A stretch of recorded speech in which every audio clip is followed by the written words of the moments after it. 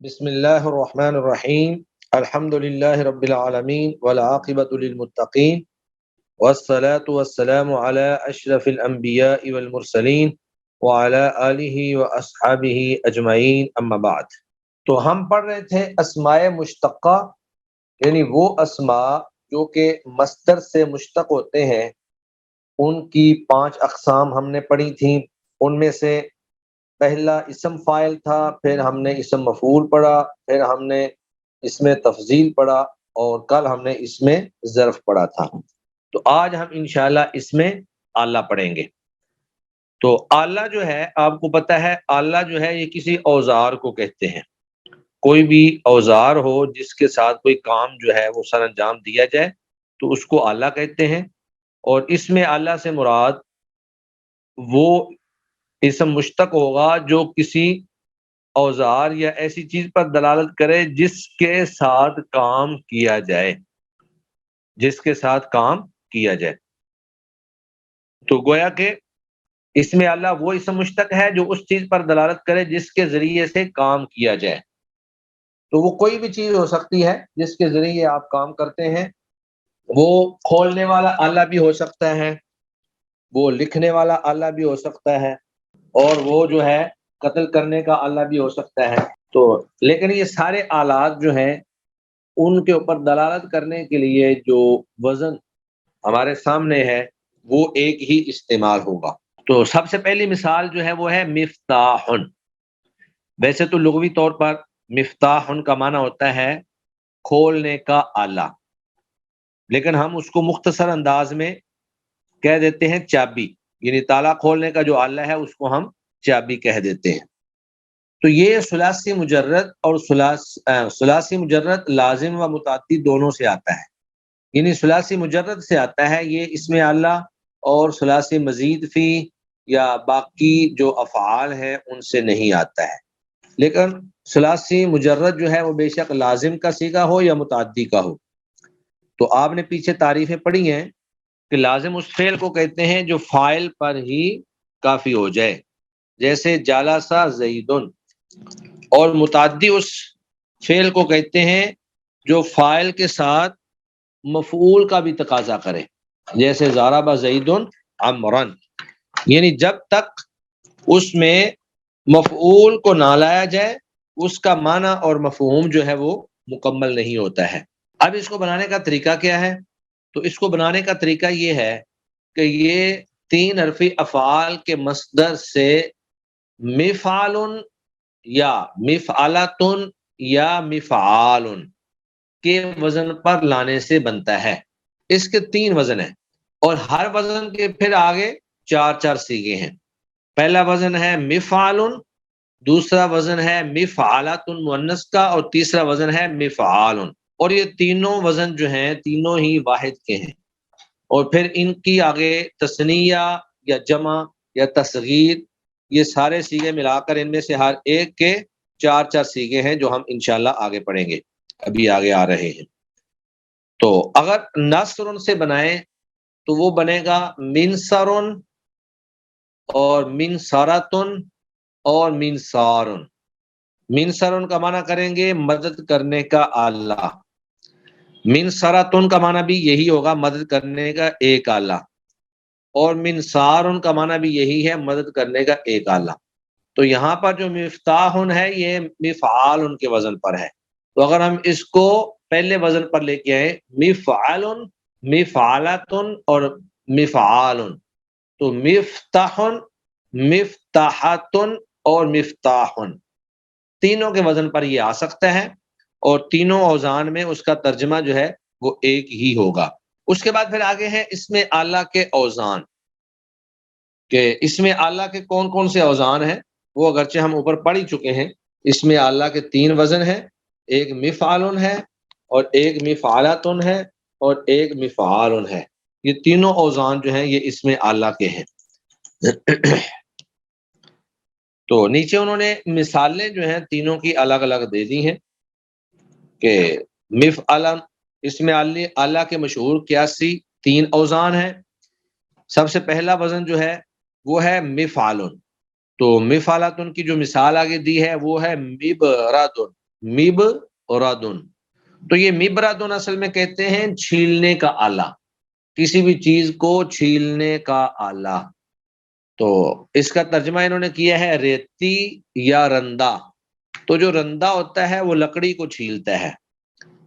جو بڑھئی کا کام کرتے ہیں لوگ، ان کے پاس ایک آلہ ہوتا ہے جس کو رندہ کہا جاتا ہے، اور وہ اس کے ذریعے لکڑی کو چھیل کر صاف ستھرا کر دیتے ہیں، چمکا دیتے ہیں.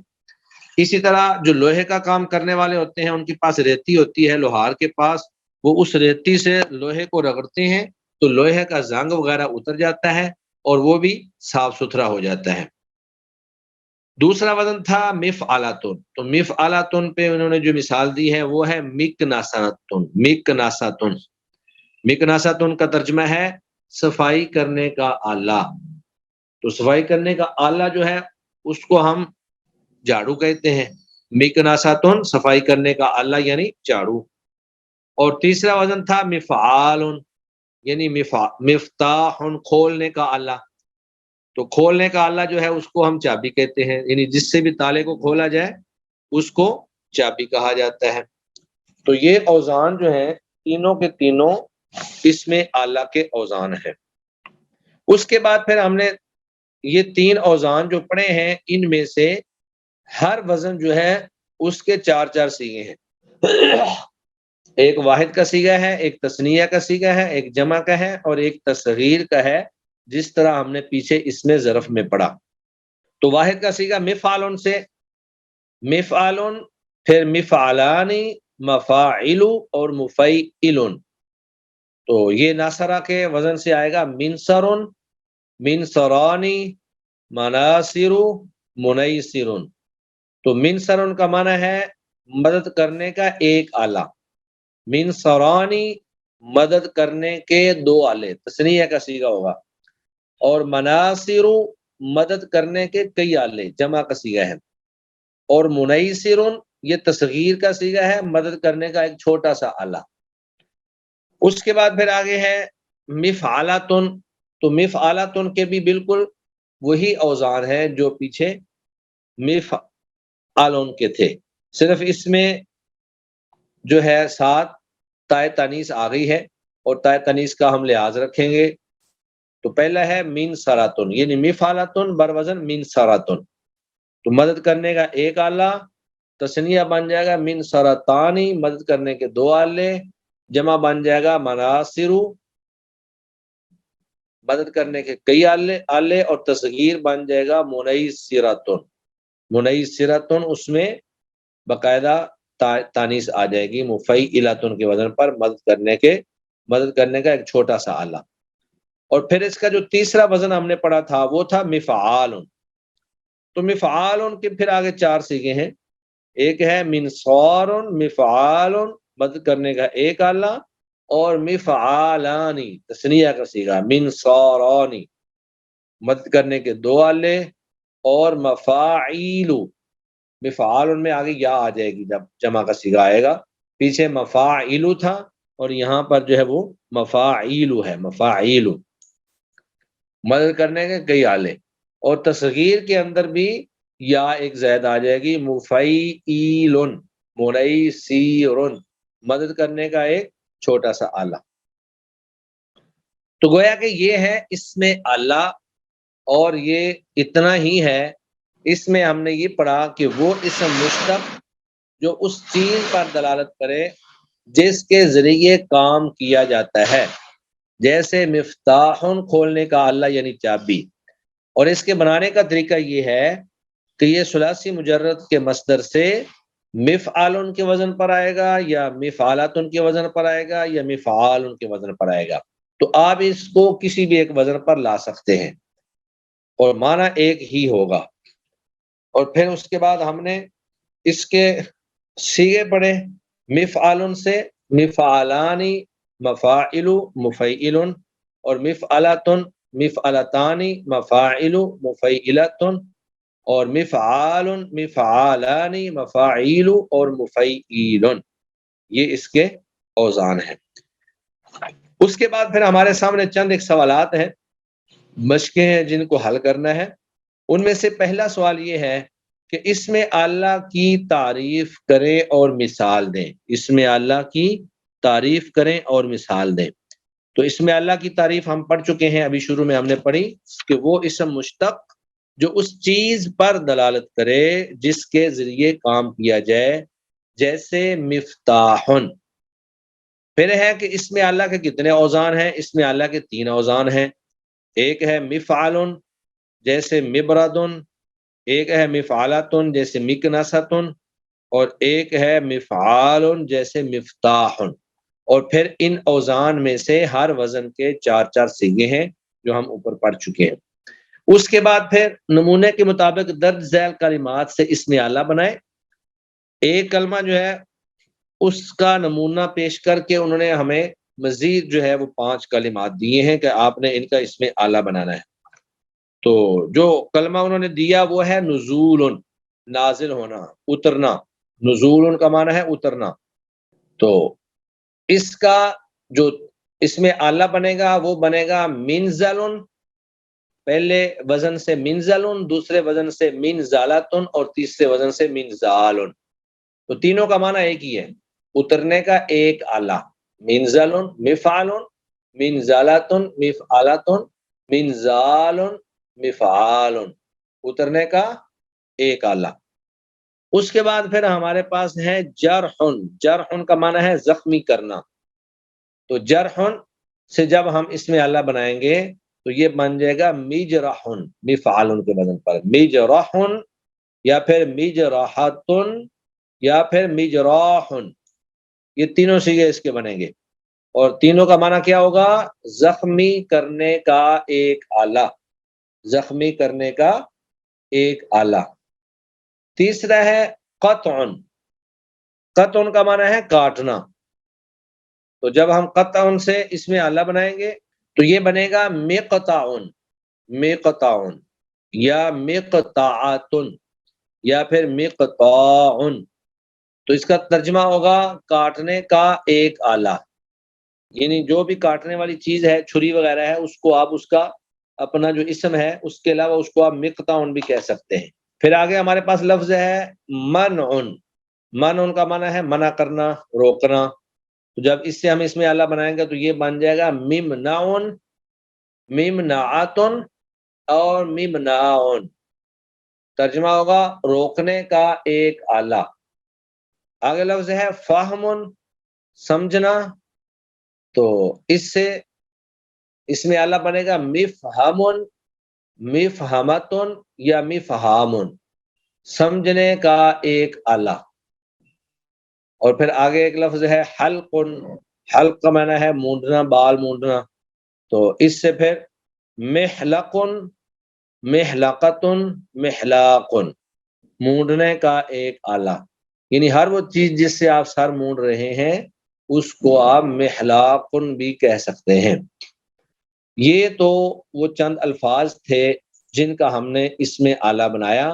اب آگے چند الفاظ انہوں نے وہ دیے ہیں جن کا اس میں اعلیٰ بنا ہوا ہے، لیکن ہم نے ان کی مکمل گردانیں کرنی ہے۔